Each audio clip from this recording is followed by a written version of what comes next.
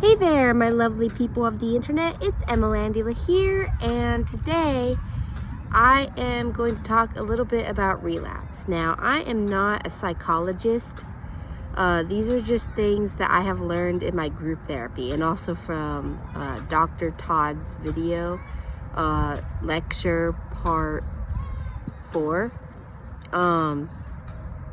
It's on YouTube. I'll link it in the description below. We watched it in group therapy, and there's just a lot of things I learned and also my own thoughts on it as well.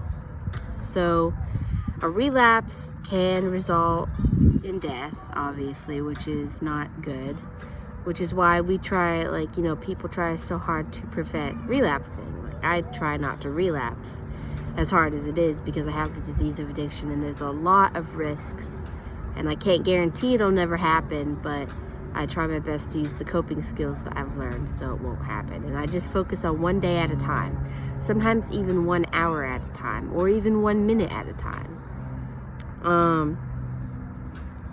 And this can go for drugs, alcohol, and then there's also other addictions like gambling, sex, and all that. But this one focuses a lot on substances that are mood altering. So there's early relapse and then there's late relapse, and over 85 people have relapsed, and I think the percentage has gone lower, but that's how it has been at one point, but it's still pretty high. Reasons people often relapse early on is withdrawal, cravings, and abnormal brain function. So the cravings go on until the brain repairs itself, because as I talked in the previous video about the disease of addiction, there's changes in the brain with the nucleus accumbens, the pleasure center, getting more activated than the frontal lobe. So there's actual changes that make it a disease. And another cause of relapse is resentments, especially out of the AA book, which I highly recommend going to AA meetings, 12 steps, and reading the AA book and getting a sponsor, because you need people in your life, and doing the 12 steps, or at least some recovery program, 12 steps, Celebrate Recovery, Smart Recovery, because you need people in your life to help support you. You need external sources.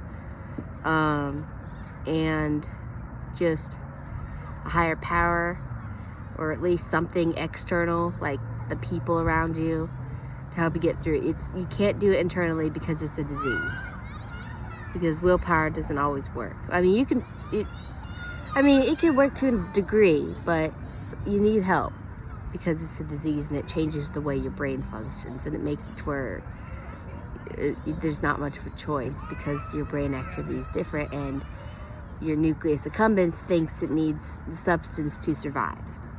Now, a lot of things that can help relapse is medicated assisted treatments like Vivitrol, Campril, Suboxone, Bupirin, Neurontin, Methadone, all those types of stuff. And then things that help with withdrawal is Valium, Librium, and Ativan, which those you often need to go to the hospital to get, or go to a rehab detox center. So another thing is that then there's late recovery. There's late relapse is what I mean, not late recovery. I don't know what I just said there, but late relapse, which there's 3 things that cause a late relapse. And the difference between an early relapse and a late relapse is that an early relapse is 1 year after, 1 year prior to, 1 year, your first year basically, and a late relapse is after that first year. And your brain, by the way, takes an average of 9 months to a year to recover. So late relapse is the causes of it is triggered cravings, like your people, places, and things that remind you of your substance use and brings back those memories. It's also called euphoric recall. Like you see a person you used to use with, a place, or just a thing, like a vape or something. The second thing that happens is re-exposure. The average person has 6 to 7 surgeries in their life, and they could be prescribed painkillers, benzos, and things like that. So basically, you got to be careful with that stuff, because and if you go home with painkillers, make sure you have someone else lock them up and give them to you as prescribed. That way you don't take more, and tell them not to give you any more than prescribed. The third thing is stress. Now, if you're stressed, talk to others, because it takes the power away. Talk to others about, like, just how you're dealing. Get to the root cause of the stress, and just have others be there for support. There's also another cause. Basically, you could be decades or years into recovery, and you might have the thought suddenly pop up of, oh, well, you know, I can use or I can drink again now. I could just have one drink because it has been decades or years. I can handle one drink, no more.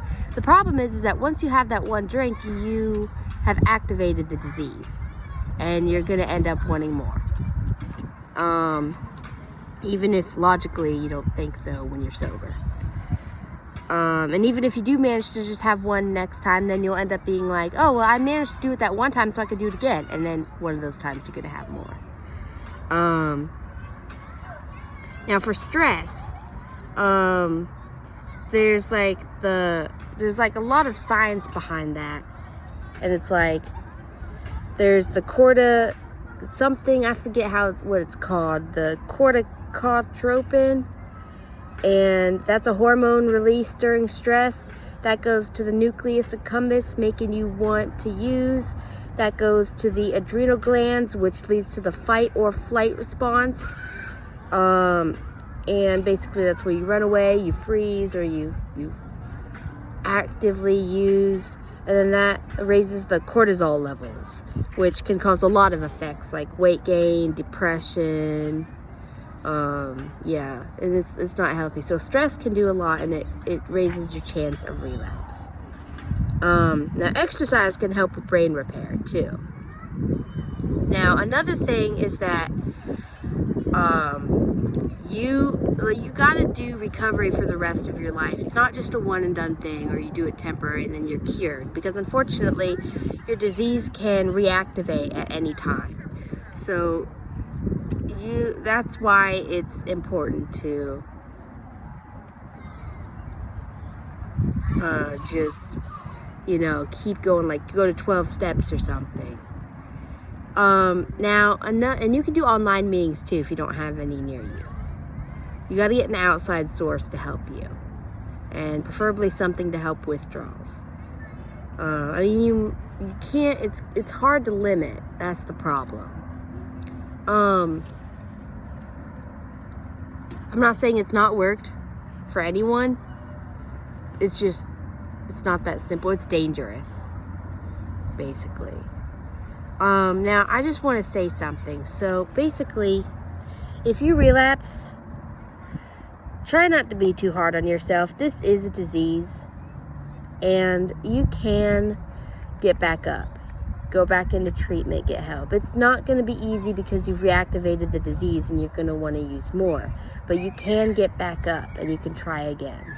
And you're not a bad person for relapsing. This is a disease.